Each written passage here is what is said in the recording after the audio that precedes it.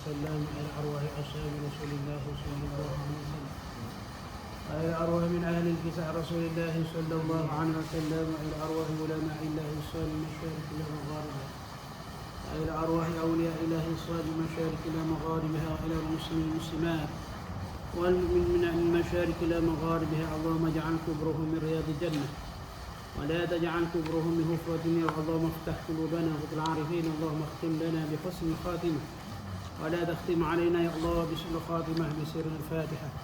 أعوذ بالله من الشيطان الرجيم. بسم الله الرحمن الرحيم. الحمد لله رب العالمين الرحمن الرحيم مالك يوم الدين. إياك نعبد وإياك نستعين صراط المستقيم صراط الذين أنعمت عليهم غير المغضوب عليهم ولا الضالين آمين.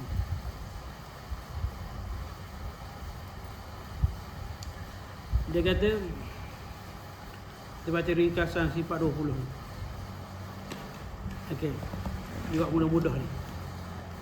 Dia kata wa aqidatul azhariyah syarifati hiya aqidatul asy'ariyah wa hiya aqidatul ahli sunnah wal jamaah. Asadatul asy'ariyatun wa radhiyallahu an ta'ala anhum wa ardahum jam'uhum ulama'i min al-a'immah wa hum alladhi saddu syubahati amama malahidati wa ghairihim wa hum alladhi iltazamu bi kitabillah wa sunnati sayyidina Rasulillah sallallahu alaihi wasallam ibraz tarihi wa man kaffarahum aw fassaqahum yuhsha alaihi fi dinihim. Ya. Ulama Azhar Syarif, Azhar lah di Mesir, adalah akidah Ahlussunnah wal Jamaah. Dia adalah akidah Ahlussunnah wal Jamaah. Akidahnya akidah Asy'ariyah. Kita ngaji ni akidah Asy'ariyah. Dan moga Allah Ta'ala meredai mereka dan dia juga redha kepada mereka. Dan mereka lah jumhur ulama daripada umat Islam. Mereka lah yang menentang syubhat-syubhat yang timbul daripada golongan ateis dan selain daripada mereka. Mereka lah yang berpegang dengan ajaran Al-Quran dan sunnah penghulu kita Nabi Muhammad sallallahu alaihi wasallam sepanjang sejarah. Siapa yang mengkafirkan Asy'ariyah atau menghukumkan fasik terhadap mereka, akidah orang itu dalam bahaya. Kalau kata akidah Asy'ariyah tu kafir atau sesat, bahaya. Akidah yang sama akidah Asy'ariyah. Selain daripada itu, tak sama. Ya. Okey. Dipanggilkan akidah ni akidah ahli sunnah wal jamaah. Apabila itlaq kata akidah ahli sunnah wal jamaah, sebut kata akidah ahli sunnah wal jamaah, iaitu orang yang berpegang pada aliran Asy'ariyah wal Maturidiyah.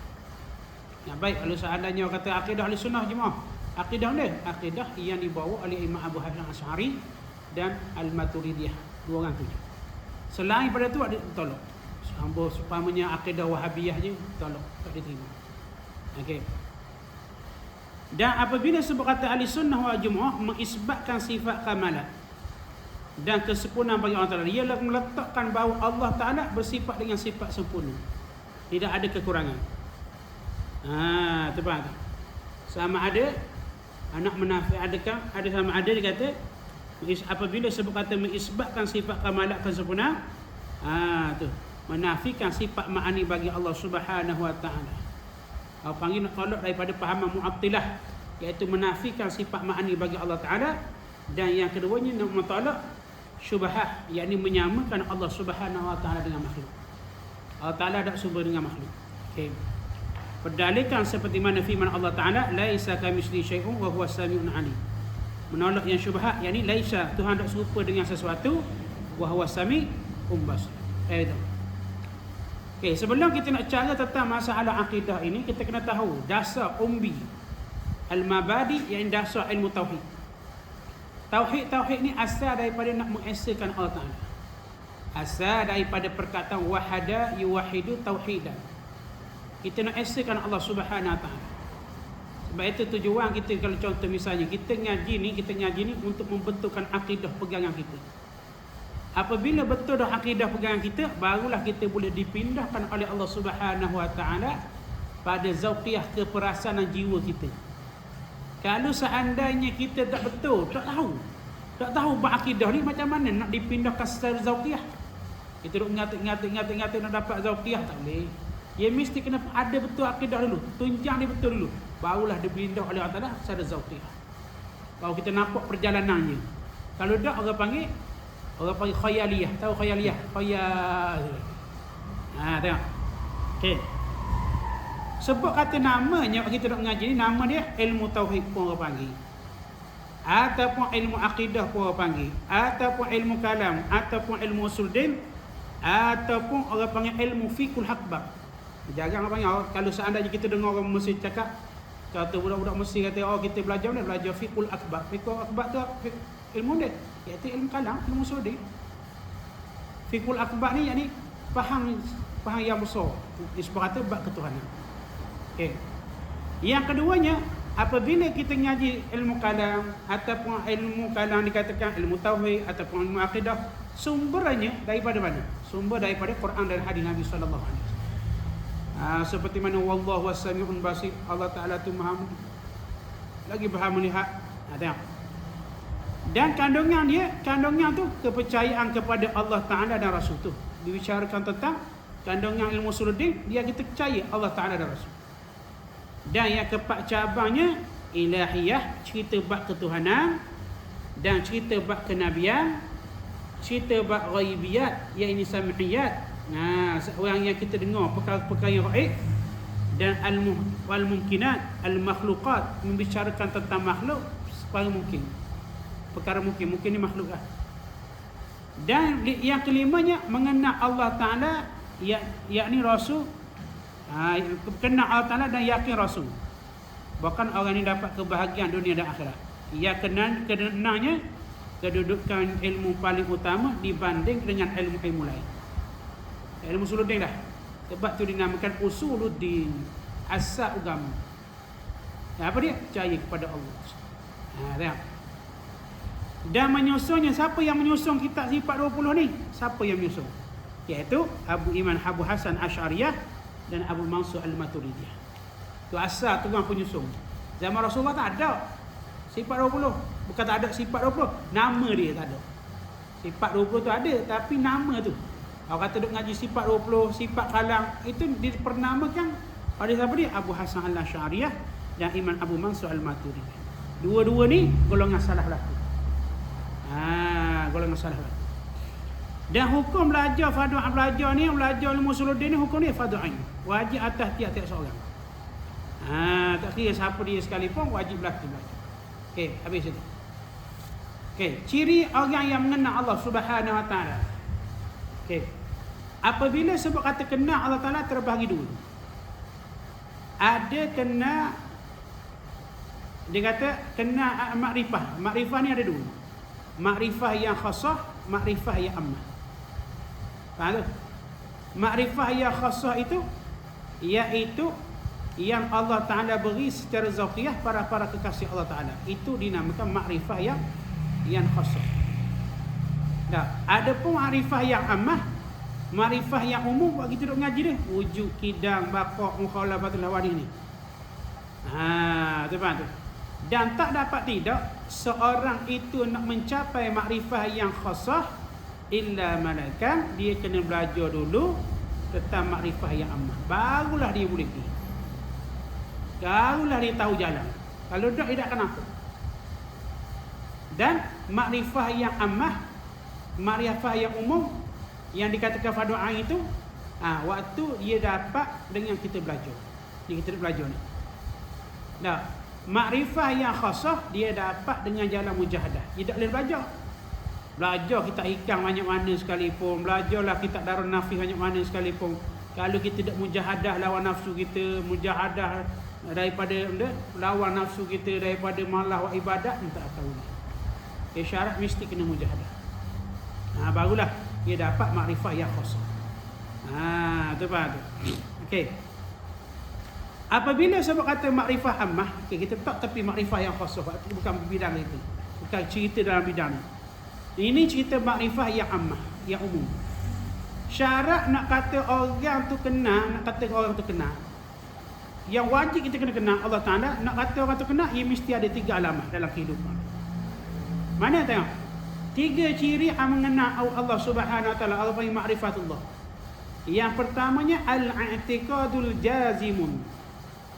Yang keduanya muwafiqun lil haqqi, yang ketiga anid dalil.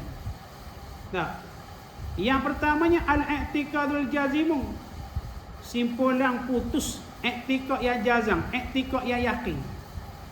Nah, apabila sebut kata i'tiqad tak dulu, yang pertamanya syarat i'tiqadul jazimun, i'tiqad yang yakin. Sebab kalau orang kata saya kenal tuan, syarat orang tu nak kenal mesti ada 3 ni. Yang pertamanya al-i'tiqadul jazim. I'tiqad tu apa dia? Pegangan hati kita yang jazam. Tak, yang yakin. Yang yakin. Tak, kita pegang secara yakin. Tu i'tiqadul jazim. Tak. Al-i'tiqadul jazim, yakni i'tiqad yang jazam, yang putus, yang teguh dengan mana? I'tiqad yang yakin, tidak zam, tidak waham, tidak syak. Faham apa tu? Kalau kita ngaji tak faham tanya dulu. Tuan tu. Jangan duduk berlaga-laga dalam fikiran. Tak faham tanya. Yang syarat yang pertama i'tiqad yang jazam, i'tiqad yang putus, i'tiqad yang yakin. Apabila sebut kata i'tiqad yakin, tidak termasuk syak, tak termasuk waham, tak termasuk zam. Syak ni apa dia? Syak 50-50. Tuhan ni ada tak tu Tuhan ada. Aku doa lama ni tak kenal pun. Itu syak. Ataupun waham. Waham ni apa dia? 70 pada ada, 30 tak ada. Rasa macam ada. Nah, itu waham. Waham 70 tak ada. 30% je ada tu waham. Tahu? Macam tak ada ke? Lama fikir macam ada kot sikit-sikit. Tu dipanggilkan waham. Dan zon ni banyak pada pihak ada daripada tak ada. Tuhan ni ada. Duk semena-mena so macam tak ada. Tuhan. Okey. Maka kalau ada syak dalam hati kita bab Tuhan, atau zon atau waham, wajib ucap balik 2 kali masyarakat. Tuhan. Tak tahu. Ia waliknya kita apabila nak belajar, Allah Ta'ala datang ujian dalam hati kita, ujian sekarang pula, Tuhan ni ada dok, aku ni dok reti dok, aku dengan Tuhan dok. Mari syak, wajib mengucap balik 2 kali. Kufur dia. Ada cara mana? Sebab syarat yang pertama al-i'tiqadul jazim. Syarat ni i'tiqad yang pasti, putus. Yang yakin. Faham tak? Tidak ada waham, tidak ada zam, tidak ada syak. Faham tak? Okey. Yang keduanya pula, ciri yang kedua, muwafiqun lil haqqi, yang bertepatan dengan yang hak. Okey. Keyakinan yang kita ada tu yang membetuli yang sebenar. Yang dia mengikut ahli sunnah wal jamaah. Dia ada keyakinan yang tidak membetuli yang sebenar. Contoh, kok Kristian yakin tak? Yakin apa dia? Yakin Yesus tu sebagai Tuhan dia. Yakin ada tak? Ada. Tapi yakin tu tidak membetuli yang sebenar. Tapi syarat kata i'tiqad ahli sunnah wal jamaah, iaitu yang pertama yakin tu kena ada. Yang kedua, yakin yang macam mana? Yakin yang perkara yang sebenar, yang muafakat dengan ahli sunnah wal jamaah. Tu. Okey, barulah dikatakan mengenal bahagian yang kedua. Dan dari pula yang ketiganya anid dalil. Mari dalil secara terperinci, dalil tafsili ataupun dalil ijmali cara ringkas. Tak, sama ada dalil akal ataupun dalil nakli. Contoh misalnya, kalau orang tanya Allah Ta'ala ada tak? Ada. Mana dalil berkata Tuhan ada? Mana kata dalil? Aku tak tahu kok. Orang ni tak makrifah lagi Tuhan. Tak makrifah secara ammah, bukan secara mukhassas, secara ammah. Sebab syarat nak seorang tu makrifah kena Allah Ta'ala al-i'tiqadul jazim. Yang keduanya muwafiqun lil haqqi, yang ketiganya anid dalil. I'tiqad yang putus, yang tidak ada syak, tidak ada waham, tidak ada zam. Yang i'tiqad itu pula pegangan yang yakin itu muwafiqun lil haqqi, muwafaqah yang sebenar, yang membetuli dengan ahli sunnah wal jamaah. Dan yang ketiga mesti datangkan dalil. Sekurang-kurang dalil akal. Sama ada akal ijmali ataupun tafsir. Tak, mana contoh? Mana dalil kata Allah Ta'ala tu bersifat dengan kudrat, kuasa? Alam ni lah yang menunjukkan kata Allah Ta'ala tu kuasa. Kalau Tuhan ada kuasa tak boleh jadi dah alam ni. Bayar dah. Sekolah tu bayar. Lepas dah tu. Kalau macam tak tahu dalil, tiap-tiap hari dia dosa. Tiap-tiap hari dia dosa. Sampai mati. Walaupun tu semayang, puasa, zikir dia dosa. Sebab apa? Dia tak kenal lagi Tuhan sebenar-benar. Sebab syarat seorang tu nak kenal, mesti 3 syarat ni. Yang pertamanya, al-i'tiqadul jazimu. Yang keduanya, muafiqun lil haqi. Yang ketiganya, anid dalil. Faham tu? Ni kita nak ngaji ni supaya apa dia? Supaya kita faham perjalanan dia gini. Tu faham tu. Tahu? Sebab ramai orang yang belajar tak belajar benda ni. Yang ngati satu hal dah alhamdulillah tapi tak mengaji. Tapi kalau tak mengaji nak ke mana je tak main buat tulis. Tengok. Okey, faham tu? 3 mengenal cara ciri. Tak ada 3 cara ni tak. Okey. Apabila sebab kata sifat ayat 20 berbagi sebagai cara mengenal Allah Subhanahu Wa Taala. Tak. Apabila sebut sifat Allah Taala sifat 20. Okey. Kalau orang tanya kita, sifat yang wajib bagi Allah Taala ada berapa? Jangan gaduh kita nak kata, jangan cepat kita nak mengatakan sifat Allah Taala 20 sifat. Satu. Yang kita kena hanya kata apa dia? Sifat Allah Taala tu banyak. Hanya Allah Ta'ala je tahu sifat kesempurnaannya. Cuma yang wajib kita kena ketahui 20 sifat. Yang dah faham itu. Jangan kata orang kata dia sifat 20 Tuhan ada berapa? Sifat 20. Salah. Mudah-mudah jangan banyak. Nak bagi tahu bahawa saya kena tahu. Kalau kata sifat Allah Ta'ala ada berapa? Sifat Allah Ta'ala tu banyak. Hanya Allah Ta'ala je tahu. Ya, sifat kesempurnaannya. Tapi sifat yang wajib atas kita kena tahu berapa? 20 sifat. Kita kena tahu. Okey. Apabila sebab kata Allah sifat 20 itu mengikut ahli sunnah wal jamaah Asy'ari Maturidi, tujuan supaya kita kenal Allah Subhanahu Wa Taala. Maksudnya dia panggil tangga cara manhaj dia, bagaimana keadaannya. Dan hukuman macam mana. Supaya kita termasuk dalam fikrah najihah, fikrah yang terselamat, golongan yang terselamat. Tengok. Siapa yang menyusung sifat 20 ni? Siapa dia susung? Imam Abu Hasan Asy'ariyah dan Imam Abu Mansur Al-Maturidiyah. Dua orang tu yang faham tak? Okey. Apabila sebab kata zat Allah Subhanahu Wa Taala, dia ada sifat ni. Sifat Allah Taala. Sifat terbagi pada 2. Ada sifat zat, ada sifat af'al. Dan sifat zat apa dia? Tu, kita dok ngaji qudrah, iradah, ilmu, hayat, sama', basar, qalam. Itu dinamakan sifatuz zat. Adapun asmaul husna 99 nama Allah Taala tu dinamakan sifatul af'al, sifat kelakuan. Yang terbit daripada qudrah, iradah Allah Taala. Dah. Kalau Allah Ta'ala kuasa pada memberi rezeki, dinamakan Ar-Razzaq. Nah, kalau Allah Ta'ala menegahkan kita pada sesuatu benda, dinamakan Al-Mani' dalam Asma'ul Husna. Nah, sebab itu ada kalau seandainya orang tanya kita, dah apa musibah dok ngaji sifat 20? Dok ngaji sifat nama-nama Allah Ta'ala 99 nama Tuhan. Asma'ul Husna itu orang panggil sifatul af'al, sifat kelakuan Allah Ta'ala. Yang terbit daripada sifatul zat. Mana sifatul zat? Qudrah, iradah, ilmu, hayat. Faham tak? Nampak? Sebab itu dia kata sifatul zat, iaitu sifat zat Allah Ta'ala. Pembicaraan buku ini Allah panggil syartu uluhiyah, syarat ketuhanan. Kayak kita baca wujud qidam baqaq mukhalafatul hawari sapalah habis, itu dinamakan sifatuz zat. Adapun asmaul husna tu dinamakan sifatul af'al, sifat perbuatan. Al-Fattah, Al-Alim, Al-Kabir, Al-Muta'al, itu apa panggil sifatul af'al tu. Jangan tukar. Kalau orang tanya apa yang mengaji sifat 20, dak ngaji asma husna. Sifat asma husna tu sifatul af'al.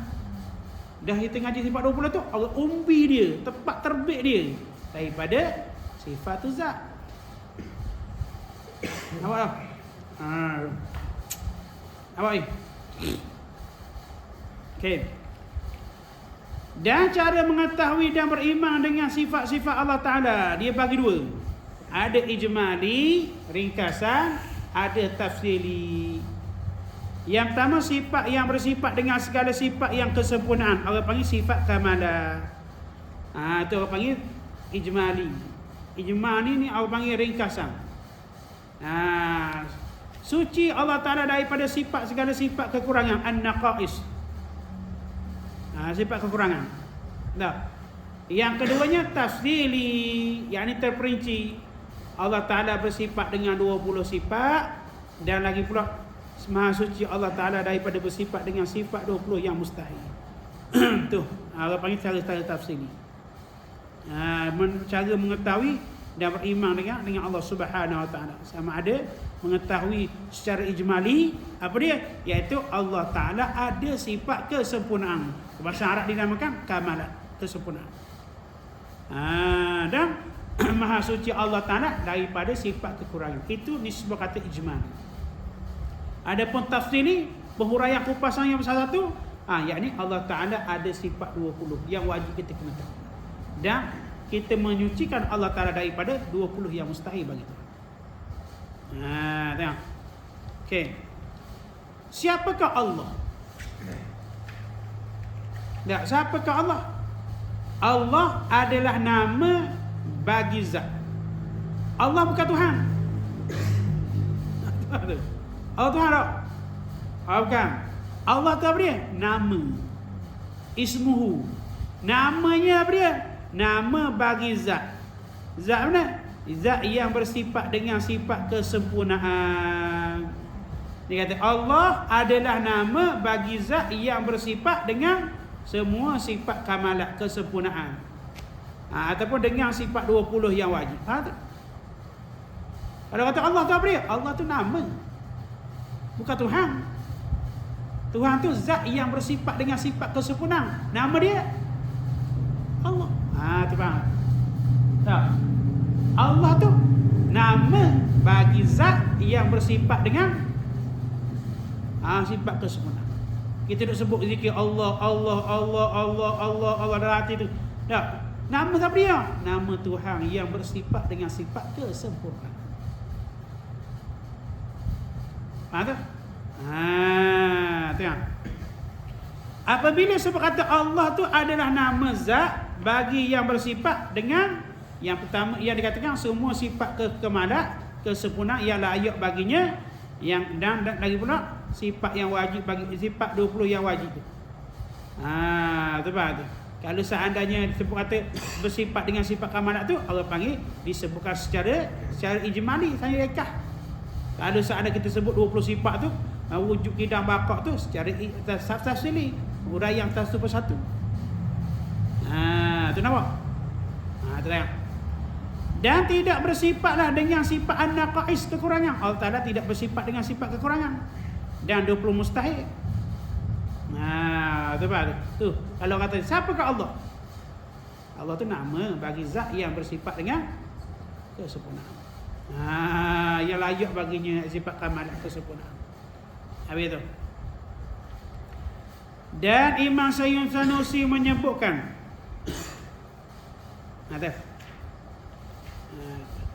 dia kata wa yajibu ala kulli mukallafin syar'an an ya'rifa ma yajibu fi haqqi maulana jalla wa azza wa ma yastahilu wa ma yajuzu wa kadza yajibu alaihi an ya'rifa misla dhalik fi haqqi rusul alaihi wassalatu wassalam. Dan wajib ke atas tiap-tiap mukallaf secara syarak. Dengan mana apa dia wajib secara syarak? Dengan mana buat dapat pahala, tinggal dapat buat dapat pahala, tinggal dapat dapat dosa lah. Kalau sebut kata wajib pada syarak, dengan makna apa dia? Buat dapat pahala, tinggal dosa. Tak tahu sifat 20 dosa. Tak tahu, hangpa tak tahulah. Semayang tak? Semayang. Puasa tak? Puasa. Zikir tak? Zikir. Tak tahu sifat 20, jahil tukir. Dosa tak pernah. Tak. Mati, nak rasa. Tiap-tiap saat dosa. Dia tak kenal Allah Ta'ala. Sebab itu kata Imam Ghazali rahimahullah, tidak sah ibadat seorang itu jika seandainya tidak kenal Tuhan. Nak sembah siapa dia? Nak sembah Tuhan pun tak kenal. Bagaimana nak hasil ikhlas? Bagaimana nak hasil tawakal? Bagaimana nak hasil pengabdian kita kepada Allah? Kita tak kenal Tuhan. Tak? Itu ibadat umayang tapi dah ibadat tak kenal tak. Sebab itu mudah kita nak orang panggil nak jadi jatuh dalam ibadat kita kepada kejahatan. Sebab apa? Tak kenal Tuhan. Tengok. Sebab itu dia kata wajib atas tiap setiap mukallaf secara syarak untuk mengetahui apa yang wajib pada hak Allah Subhanahu Wa Taala, wajib. Dan apa yang mustahil atasnya Allah Taala dan apa yang harus bagi Allah Taala. Kena tahu wajib bagi Tuhan, mustahil bagi Allah Taala, harus bagi Allah Taala. Tiga ni wajib kena tahu. Kalau tak dosa kita. Faham tak? Pergi ke mana pun. Tak. Dunia ni sekejap je dah mati esok habis. Dan begitu juga wajib atas mukallaf itu mengetahui seperti itu juga, iaitu yang wajib mustahil yang harus pada hak Rasul. Kena tahu yang wajib bagi Rasul, yang mustahil bagi Rasul, yang wajib mustahil atas Rasul, yang harus bagi Rasul. Kena tahu. Barulah orang panggil nak betulkan akidah kita, pegangan kita. Dak ketahuan dak atas dunia ni dak tahu. Jangan. Dak mula timbul-timbul pelik. Tepik kan biasa ya. Tepik apa? Nak menghilangkan stres. Sebab apa? Tak ada tempat pergantungan. Tak ada tempat pergantungan. Bukan kata dak tahu Allah tapi dak tahu pergantungan. Itu bahaya. Tengok. Okey. Apabila sebab kata Allah Taala sifat yang wajib kita belajar, sifat yang wajib bagi Allah Ta'ala ada 20 sifat yang wajib kita ketahui. Ada 20 sifat. Dan yang keduanya yang mustahil atasnya 20 sifat juga. Yang ketiganya satu sifat yang harus baginya yang Allah Ta'ala. Tu. Semuanya jadi 41 sifat. Itu bagi Allah, wajib bagi Allah Ta'ala. Yang wajib kita kena ketahui. 20 yang wajib, 20 yang mustahil, satu yang harus. Tak. Itu bagi Allah Ta'ala. Semua jadi 41. Dan pada Rasul pula, wajib bagi Rasul ada 4 sifat. Mustahil atas Rasul ada 4 sifat juga. Dan harus bagi Rasul 1 sifat. Semuanya 9 sifat. Apabila gabung dua ni, Allah Ta'ala dan Rasul, 50 sifat. Ada setengah kita biasa tengok, Allah tu belajar sifat dari 50. Betul lah. Tak. Kalau kita tengok orang belajar sifat 50. Kita dah biasa dengar orang belajar sifat 20 je. Ni 50, betul lah. 20 yang wajib, 20 yang mustahil bagi Allah Ta'ala. Satu yang harus, jadi 41. Masuk 9 yang Rasul, 4 yang wajib bagi Rasul, 4 mustahil atas Rasul, 1 yang harus bagi Rasul, 9. Jadi campur 2, 50. Itu bagus. Okey. Dan 2 kewajipan setiap mukallaf. Berarti situ wallahu subhanahu wa ta'ala. Masuk hukum akal tu dia kena kurang panjang. Apa minggu depan pula. Ni dah. Saya ada orang cakap sifat Nabi Muhammad mencerminkan sifat Allah. Mencerminkan sifat Allah Taala, betul? Ya, Allah mencairkan sifat Allah tu ke atas Nabi. Betul. Kalau panggil mazhar, mazhar ni menzahirkan tu, tapi bukan sifat Tuhan. Menzahirkan sahaja. Contoh, kita ada kudrat tak? Allah Ta'ala ada kudrat tak? Adakah kudrat kita itu kudrat Allah Ta'ala? Sifat kita adalah datang daripada Allah Ta'ala. Datang daripada Allah Ta'ala, tapi bukan kudrat Tuhan. Faham tu? Pada kita, istilah kita, kuasa kita, itu orang panggil kudrat majaziyum, pada cakapan saja. Tapi hakikatnya Allah Ta'ala kuasa. Kita hanya usaha ikhtiar saja. Dah kata kuasa kita, itu mazhar, nak menzahirkan, tapi bukan kudrat Tuhan. Kalau macam sifat Allah Ta'ala dengan sifat Muhammad itu nak menzahirkan sifat Allah Ta'ala, Itu orang panggil pemberian daripada Allah Ta'ala. Nak menzahirkan Allah Ta'ala ada sifat kasih sayang, Allah Ta'ala bersifat yang lemah lembut. Bukan kata ambil sifat Tuhan beri kepada Nabi Muhammad. Bukan. Tak betul. Nah, itu menzahirkan saja.